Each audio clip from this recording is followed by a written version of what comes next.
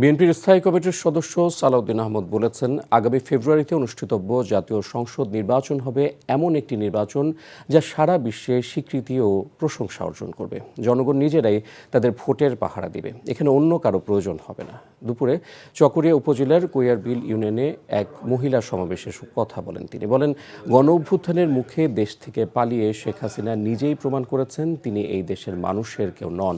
নির্বাচন নিয়ে সালাউদ্দিন আহমেদ আরও বলেন, এই সপ্তাহের মধ্যেই আগামী নির্বাচনের তফসিল ঘোষণা করবে নির্বাচন কমিশন। এর আগে তিনি চকরিয়ার ফাঁসিয়াখালী, কাকারা, লক্ষারচর ও বড়ইতলী ইউনিয়নে গণসংযোগ করেন। এই নির্বাচন শুধুমাত্র ভোটে বিজয়ী হয়ে সরকার গঠনের নির্বাচন হবে না।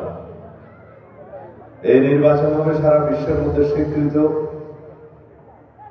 এবং প্রশংসিত একটি নির্বাচন। এই নির্বাচন জনগণই তার নিজের ভোটের পাহারা দিবে, আর কাউকে রাখবে না।